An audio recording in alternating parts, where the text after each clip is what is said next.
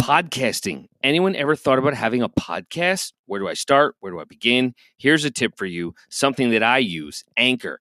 Anchor is the easiest way to make a podcast. It is absolutely free, and they provide all the creation tools that allow you to record and edit your podcast right from your computer, phone, tablet, whatever device you have. It is super convenient, and Anchor will even distribute your podcast for you. Your podcast can be on Spotify or Apple Podcasts. Grow your listeners and get as many people as possible to listen to your podcast. Everything you need to make a podcast all in one place. Download the free Anchor app or go to anchor.fm to get started today. Let's do it. Shows are individually owned and opinions expressed may not reflect others. Welcome to the Edventures in Tech podcast. Talking the latest tips and trends in educational technology to innovate and engage your students. Here are your hosts, Andrew and Dan. Hello, everybody. Once again, welcome to the Adventures in Tech podcast. My name is Andrew. And I'm Dan. And we are up to episode number 7. Super excited you're joining this journey with us. And as we always mention, if you like the content, please help us out by providing feedback and a rating on the platform that you are using to listen, whether it be Apple, Google, Spotify, Pocket Cast. We greatly appreciate your support.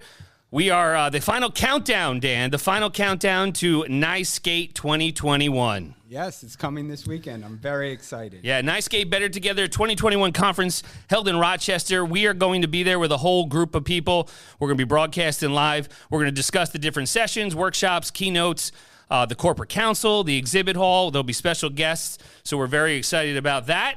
And that'll be kicking off on Saturday, and we will be up there broadcasting to keep you guys in the loop. The other thing that we wanted to mention, which Dan in the last episode kind of ragged on me saying, what are we going to talk about after all this? But the Ditch Summit, Matt Miller, Ditch Summit, December 13th, 2021 to January 7th. It's year number 6 for the Ditch That Textbook Digital Summit. It's a free online conference for educators. There'll be more than 75 video presentations on a wide range of topics that we know you'll absolutely love to help you engage your students. If you need to register, make sure you go to ditchsummit.com. Matt Miller, a friend of the podcast. So before we get to the weekly wind-up, and we do have some special guests, and we're excited about them being here today with us. Dan, what's going on with classrooms? Classroom, still continuing on what we were talking about last week, working with the 4th graders, working with the 10th graders, doing a little gamification and designing experiences. So we often talk about, doing projects or kids doing a project. Well, we framed it a little differently. We're really trying to push them to create an experience, because an experience is something that the user can immerse themselves. They can touch it, they can feel it, they can be part of it, they can interact with it. So it's so much more than just, copying and pasting information onto a slide deck.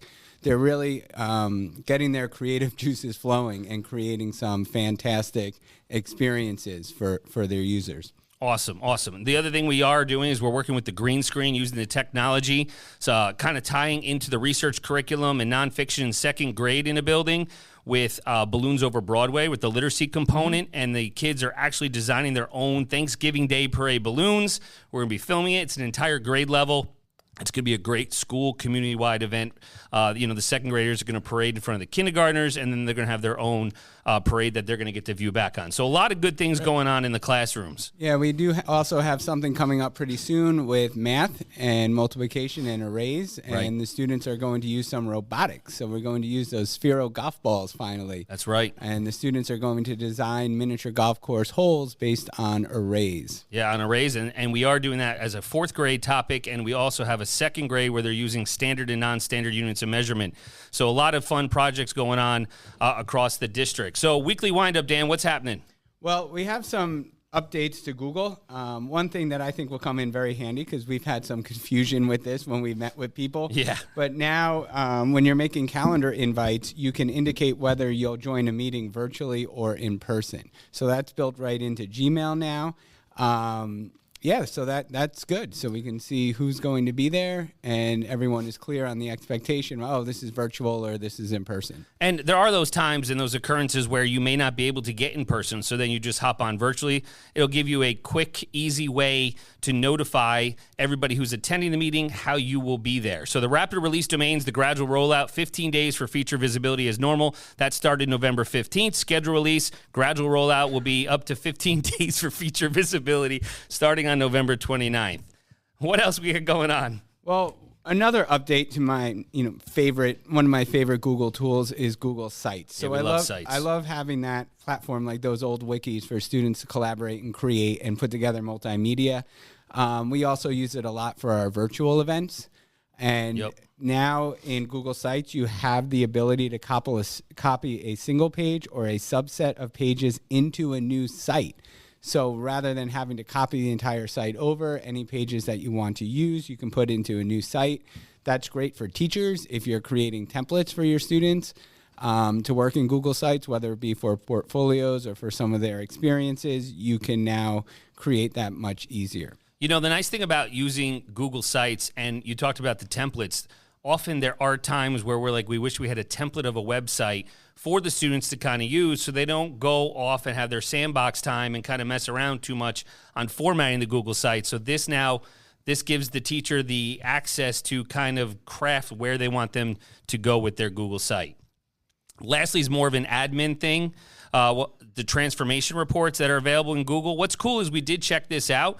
If you have access to Super Admin, you can really see exactly how the people in your domain are utilizing the Google Workspace features, whether it be Classroom, Google Meet, Docs, how often they're accessing it, how many people are using it on a weekly basis. Transformation reports are usually done about every 6 weeks. So check with your admin if you're interested in seeing what's going on with the transformation reports. And in our windup, I just want to throw it back to July because a lot of us weren't paying attention in July. But Google Slides made an update in July where you can create your themes, which you always could, but you can put image placeholders in your theme. So students don't have to worry about where the images are going and moving them around and reframe them or mask them into a certain shape. Right. You can put in image placeholders. The students can just right-click, replace image, and put it right into the placeholder. So when you're designing stuff for students to interact, whether it's drag and drop, showing your work, or whatever you're doing in slides, building the image placeholders, I think, is a fantastic thing. That is great because we always talk about how can we lock these images so they can't really play with them too much. So the image placeholder is definitely something that we're very intrigued by, and make sure you're trying it out in slides, themes, and layouts. And that is available to all Google Workspace customers now, as well as G Suite Basic and Business customers. Okay, so we are up. We've been talking about PBL a couple episodes ago, and we said we're going to have our PBL gurus here. They're here. They are here. They are back. Yeah. So we want to introduce two of our good friends and colleagues, John Salmon and Tara Kohler. Round of applause for joining us here. God, look at her face. Thanks for having us, Andrew. Thank you for having us. No. See, now John said Dandrew. So here's the thing. A little background knowledge on that. Tara and John have coined that phrase because Dan and Andrew are always together, obviously as co-hosts of the podcast. So then one day, Tara was trying to say our names so quick, and she kind of just regurgitated Dandrew instead of Dan and Andrew. So that's where Dandrew come from. But anyway, so the reason why we have Tara and John here, they are professional development specialists in our district, mostly in the STEAM, so science, technology, engineering, arts, and mathematics. And they are a big driving force of utilizing PBL in the classrooms across our district.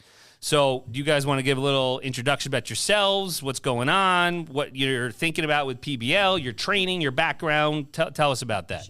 Sure. All right, so obviously I'm Tara. I thought you were John. The voice gave it away. 20 years in the district, 17 years in the classroom. This is my third year as a professional development specialist with this wonderful team. Prior to coming into this role, though, I was a teacher who was starting to implement project-based learning with the support of Dan, Andrew, and John in my own classroom. And so we were fortunate enough to have the district send us to multiple trainings with PBL Works virtually, where John and I furthered our understanding to be able to better implement it in the district. So there's Tara. So I'm John, as you can tell. So I was in the city of Poughkeepsie for a number of years, and now I'm over here at Wappingers for a handful of years as a STEAM PBL. We call it professional development specialist. I think of it more of as a coach or really a critical thinking friend. So we push PBL a lot in classrooms because science naturally lends its hand to it.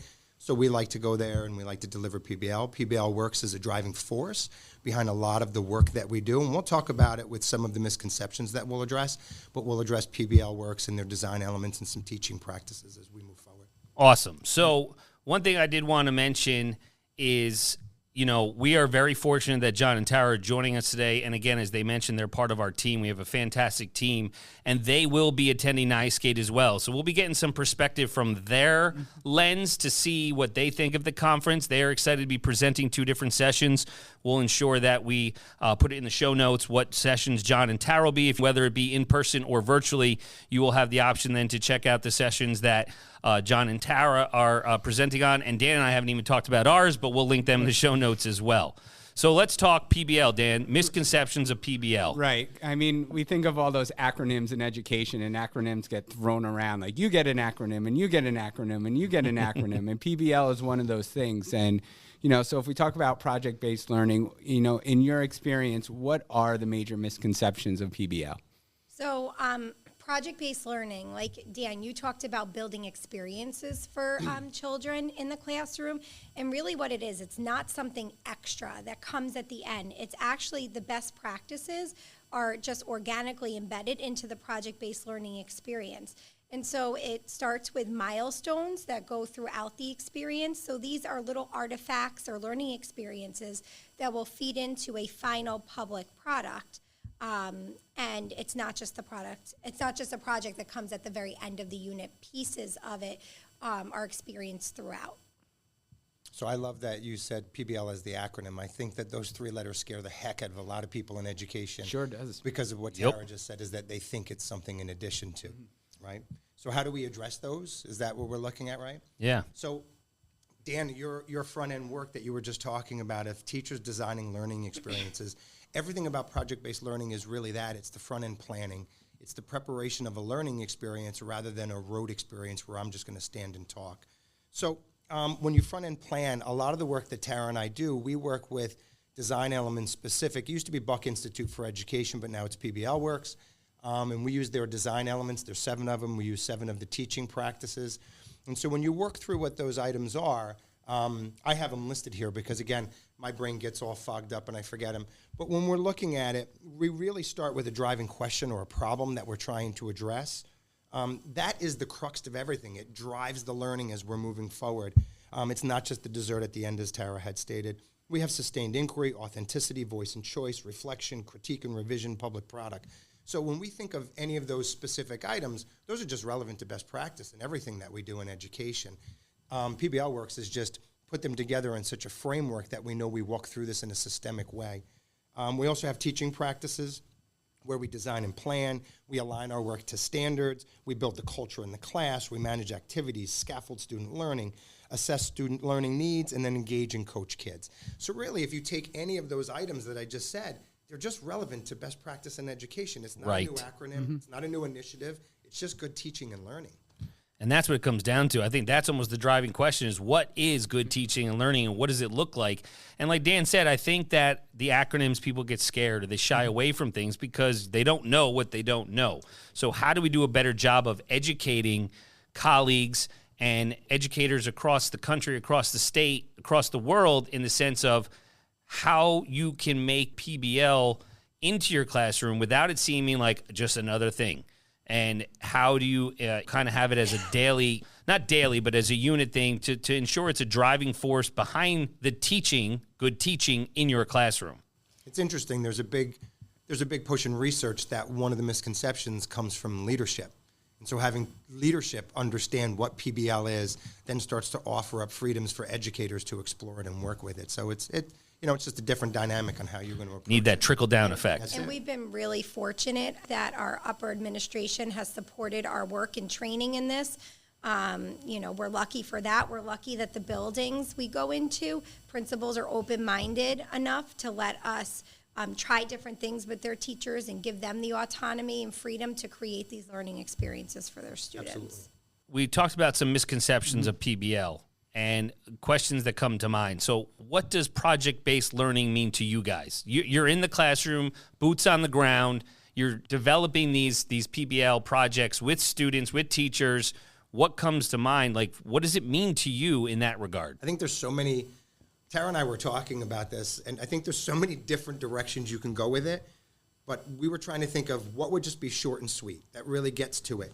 I think it's authentic and engaged learning for kids. It's just the crux of it, authentic and engaged learning for students. In addition to that, it's a learning experience that promotes life skills. So at the end of the day, yes, we want our children to learn, their reading, writing, math, social studies, science, all that content. But when we think about the world that we're going to be sending these children off into when they become adults and what that job force is going to look like, when we create these experiences for them, really embedding in some life skills that go beyond the content is what PBL means to me. It's amazing that Tara touches on the life skills part. When we think about, there's a lot of research that's coming out of the pandemic, right, from different instructional models that are functional for kids. And there's a lot of white papers that are coming out. Defined learning is one place, PBL works is another, showing the highlights to project-based learning and student outcomes. They're far surpassing their peers for teachers who are actually employing these methodologies. And I think it's because it's real. It's life skills that kids are getting. So, I think about everything you just said, and it seems like it's going to bring so much energy into the classroom because you're engaging on multiple levels. The students are actively involved in the creation and the construction of knowledge. But I think, as teachers are listening to this, what are the ways that you bring authenticity to PBL? So as we discussed earlier, public products bring authenticity, but also bringing in guest experts in the field could become part of that learning experience. And so when we talk about that public product, the public product means the project goes beyond the four walls of the classroom. So, and that's how you get it to that authentic place in the real world is, just the learning experience being grounded in that. When we think of that public product, that's the whole point of what we're working to. When we create that public product, we're thinking about what's meaningful to the community and the kids in which we're working with. That, by design, starts at an authentic place for the students. And so when we're looking at authenticity, it's directly connected to the student, the learner, and then obviously the greater community, as Tara was saying, trying to bring it beyond the four walls of the classroom to the greater community. Okay, so for our audience that doesn't understand, getting that outside of the box, greater than the four walls of the classroom, we talk about bringing the authenticity into PBL. Can you elaborate and give us some examples of projects that you've worked on? Absolutely. Yep. Because I think our audience wants to know, well, that's great. Yeah, I'm understanding kind of what it is, but I need examples, concrete stuff. And we know you guys have done so many things with the authenticity part and just in general having PBL be a driving force in the way you're working and coaching. So explain a little bit more for the audience so they can know. Right. So during the pandemic, we did a second and fourth grade project where students were basically memorializing life during a pandemic. We were fortunate enough to have several guests come in for the students to interview. They went through a process of the question formulation technique where they went through the most viable questions to ask these guests. We had Senator Sue Serino. We had Dr. Darren Garb from Caramount as one of our guest speakers. We had the CEO of the Chamber of Commerce. Who else did we have, John? There was one more. Oh, we had the superintendent of schools for Edventures at the time as well. Yep, and we also had a medical tech from Albany Medical. And then from there, that project didn't just live and breathe right in that classroom. The project went public. It got tweeted out. It was shared, with the world on Twitter. And from there, we actually had people contacting us. ISTE actually approached us to present at their conference last year. We had students as guests being part of the ISTE presentation. And so these students went through a really unique time. Students lost family members. They were able to all memorialize this through virtual journaling. And it just made the experience really authentic for them. So the best part, when Tara was talking about those guests, the whole point of asking the guests the questions that we were asking was perspective. When COVID first started, perspective was each one of us, whether it be the business community, the education community, the various families that we were working with. Everyone had a different perspective on what was going on, and we were very nervous. And so we brought in various professionals to represent those different perspectives to help students understand a more holistic view of what was happening during the pandemic. And so then they got to share their experiences, as Tara said, at a greater place beyond the classroom. I do think that trying to get educators to understand PBL and to actually adopt it as part of their classroom routine, how do you drive them to go up? You know, you have the early adopters are going to be like, I'm all in, sign me up. But then how do you have the other people to have that passion to adopt it because it's what's best for students? Right. And I just want to build upon that for a second. Is what you're describing is absolutely amazing in the experiences, but, you know, someone that's not familiar with this environment, you've just scared the heck out of them. Absolutely. Absolutely. And honestly, I'm familiar with it, and you've scared the heck out of me. So, you know, there's a lot that's going on. And how do you, as Andrew said, how do you start building capacity of teachers to be willing to step out of their comfort zone for a bit and enter the world of PBL where they can still feel safe? We often use an approach where we call it the dimmer switch. Right, it's not an all or nothing approach. You got to just take some of the pieces, take some of the elements, take some of the practices, and start to incorporate voice and choice in what you're doing. Start to incorporate more authentic learning. So if you take that dimmer switch where it's not an all or nothing approach, they gradually start to build into it a little bit better. A lot of the practices they're probably employing, and it's just saying, okay, how would we refine this and tweak it and make it more of a gold standard version of PBL?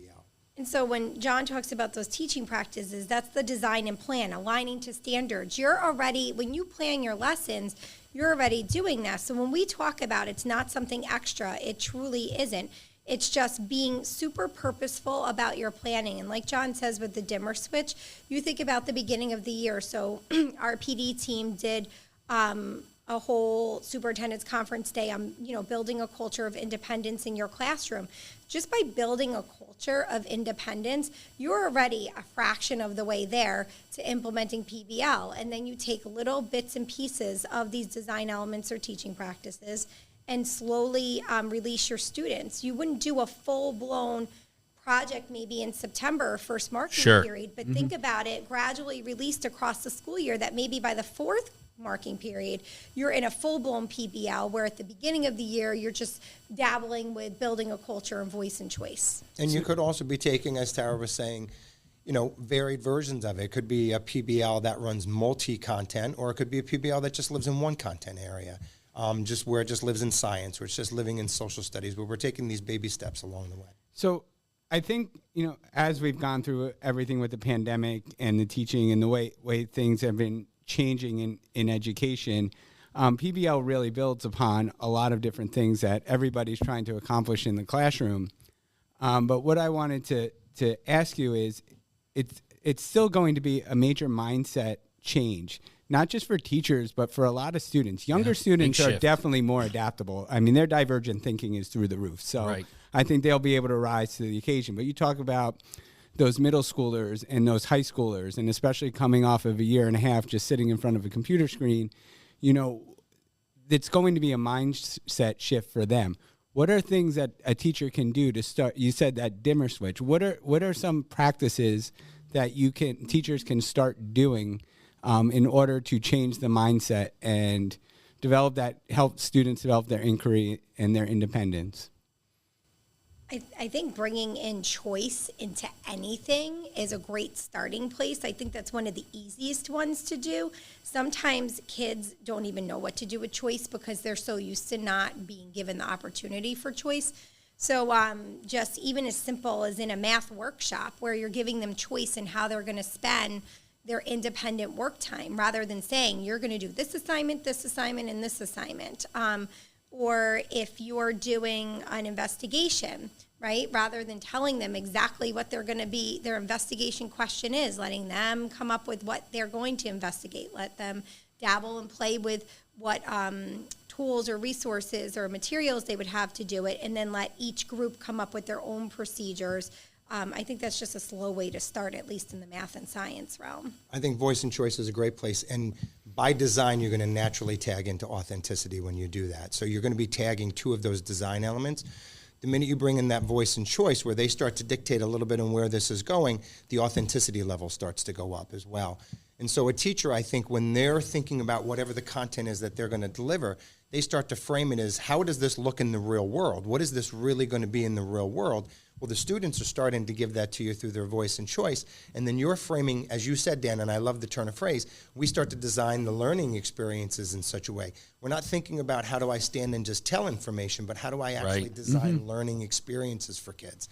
And I think we start there, those two basic places, you're going to be hitting a home run right off the bat. And then bringing in the sustained inquiry part, when you think about an assignment, a unit, a topic, we, years and years ago, we do KWLs, and some classes, the KWL is still living there, but shifting into like need to know questions. So if this is what our learning objective is, having students coming up with what are the need to know questions for us to be able to successfully complete this objective or question, and then there's a constant revisit at those little milestones throughout your unit of, okay, have we answered some of these questions? If we have, great. Okay, do we have more questions? And that's where you bring in that sustained inquiry, allowing opportunity for students to constantly revise the questions they have about the learning experience to keep propelling their knowledge forward.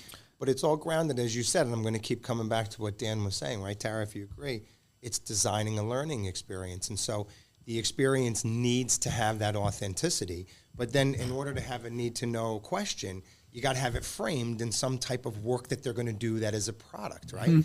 Right. So it's really very simple. The strategy Tara was talking about is probably the quickest and easiest way to promote sustained inquiry is just constantly revisiting, okay, what do you need to know now? What do you need to know now? And students will just keep feeding you what they need to know. It's actually, the students are remarkable drivers of this. So it's a lot of creating instead of consuming. And my question now is, you're saying all these questions, they have all these questions, they develop these questions.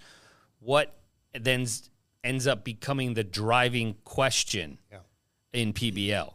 Like how do you determine and narrow down what's the driving question and the importance of it in the PBL process? We were talking about, it's probably the most important part. Yep. I mean, when you think about it, if drafted properly, students are going to be working towards creating something to that throughout the entire unit. So really the driving question is framed in such a way that it is the product, right? The question is asking, how can we do something for someone, or how can I create this to do this? How might we, if we're thinking in design thinking terms, right?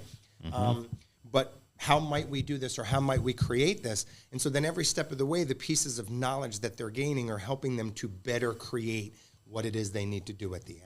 And PBL Works has a really great tool that we've used in our in-service last year. It's a 2-brick, which takes you through the process of writing that really good driving question. And then from that driving question, the kids come up with their need-to-knows. And like John said, that driving question's the everything. So last year, we had a driving question in 5th grade: how can we turn a landscape into native habitat that supports biodiversity? So when we think about where that project went, the entire 5th grade did it, and how did it go beyond the 4 walls of the classroom? The PTA hopped on board, and these 5th graders became part of redesigning the gardens that promoted biodiversity. So it wasn't just the students' models of what their landscape was for a native habitat, but it actually is living and breathing there today. There was another one for 4th grade where 4th graders were saying, how might we lower or reduce our carbon footprint? And so reducing the carbon footprint specifically, there was a student afterwards. This was shared at a summary that we had, or not a summary, we had the showcase at the end of the year. And one of the students was like, I'm so excited, my family started changing their behaviors. Do you think I'd be able to change the behaviors of others in my community? And I said, I think powerful. You absolutely, I think you absolutely have an opportunity for that. So that's the kind of thinking that goes into this type of work. So I want to thank you for elaborating on that, because you're making me feel comfortable with this process a little more, because you're touching on things that I'm already comfortable with. The one thing that you mentioned it, John, the whole idea of design thinking. Right. So for those people that are not familiar with design thinking, I think there's some great resources out there, but really what it is a tool that you can employ with your students that gives them a structure in order to start building empathy, to start evaluating real scenarios and prototyping solutions and going back and testing and retesting. I think a few resources, and we can put some in the show note, but I think the Stanford School of Design, It's one of my favorites. has a great design thinking format, and so does AJ Giuliani, who we bring up a lot in the podcast. we love AJ. Yep. He has his I forget what the acronym It's his is. notebook or something. Right. Yeah. And so design thinking. And then when Tara's mentioned, the driving question and what students need to know and students need to do, that they're self-generating it. But that makes me think of just curriculum and understanding by design, enduring understandings, essential questions, what you need to know, what you should know. So all that makes me feel comfortable. And now I can say if I can work in that environment and then start helping my students take that ownership and explore those things on their own. And you mentioned, design thinking, and last year, so design thinking, as we know, directly links with creating those PBL experiences. We had fourth graders go through the design thinking process to create catapults. It was connected to our energy unit in fourth grade, where basically, do you remember the driving question for that one? It was, Not off the top of my head. How might we create like a device to basically save Earth from asteroids? And then it was connected to our manufacturing class at Roy C. Ketchum. And so our fourth graders went through this prototyping experience on paper pencil. They went through it in a maker's challenge with popsicle sticks and rubber bands. And then our high schoolers actually fabricated catapults there, which were tested as well. So, That's great. That's the authenticity part. Right. Yeah. It does. And it doesn't have to live in the upper grades. I mean, we've done similar work with second grade students where they were working with properties of matter. And so they were thinking about the different properties of matter, simple, something's smooth, something's rough, something's flexible, something's not. So they created multisensory playgrounds through design thinking. And then again, high school tech students manufactured a prototype of that for the students. Just seeing that from where they started with their designs to seeing, and it's more concrete for them. Absolutely. And that's the heart for second graders specifically. They can see the end product. Wow, this is what I created. So then there's the rewarding part of the experience. And even kindergartners. I mean, last year we did it. I mean, kindergartners did a design thinking challenge with pushes, pulls, and collisions where they had to create a prototype of a pinball machine for indoor recess. And then our high schoolers actually fabricated a tabletop pinball machine that's living and breathing right now. So, as I look at this, it's just, it really gets me excited. I love talking about this stuff. And, what really just struck me is at the end, the students are showing and demonstrating their understanding in very unique ways. Yep. So going back to that UBD, understanding by design, it's an authentic performance assessment for students to demonstrate their understanding. It's so funny. One of the things we were saying at the beginning was they're using the skills at the application level, right, consistently, Yes. because they're using the skills to build something or to work through something. Yeah. I think that's a big fear of educators. They're like, okay, so you're having me do all this projects and this and that, but in the back of their head, they're like, well, how am I assessing them? And they can't see it if it's not a formal test or something. So when you think of PBL, what does assessment look like in that regard? It's not just paper and pencil. And I think educators trying to get past that is a challenge. So PBL is no different than any other practice. We have formative and summative assessments that are embedded within the work that we're doing. We just hit certain pause points, right? So if we're building to a certain end, design thinking, I'm creating something for someone. Those milestones that Tara had discussed, those milestones can be artifacts that could be a formative and or a summative assessment. It could be represented in a multitude of ways. Maybe they were writing a paper, or maybe they were creating something in a slide deck, or maybe it was an audio piece that they were doing. A lot of different ways that these milestones can manifest. And so when we think about assessments, it's both formative and summative. We're using it to guide our learning, and then, of course, we're using it at endpoints where we're moving on to new stuff. And I think goal setting and progress monitoring is embedded within the project, which is helpful with assessment as well. I think that's huge because the challenge and the way you just laid it out will hopefully get rid of the fears of educators wanting to take on PBL, because they're always thinking, I got to test, there's this proficiency scale and there's this, and I got to make sure I get this score. And if you say, well, no, it's the same thing you're always doing, and a lot of them, it's just tweaking how you're teaching, that's going to be huge as they try to, dip their toe in the waters of PBL. Absolutely. Okay, so I think we're going to have to split this episode because we have a lot more to talk about with John and Tara and really PBL. It's a big topic. It's kind of at the forefront of education now. It's a buzzword, like we like to say, as Dan was mentioning the acronyms. And I think we're going to have a part 2 regarding PBL, and we'll hopefully have John and Tara back, right? We'd love We'll to. be back. We would Thank love you. All right, awesome. So that being said, we will be filling you in from the NICEGate 2021 conference. We thank you all for your support, listening on all the platforms, leaving us a review. We greatly appreciate that. If you have any questions, comments, suggestions, please reach out. Tech hard, work smart, live an adventure. Till next time. Find Andrew on all socials at A Nicola Tech and Dan at WCSD Tech DR.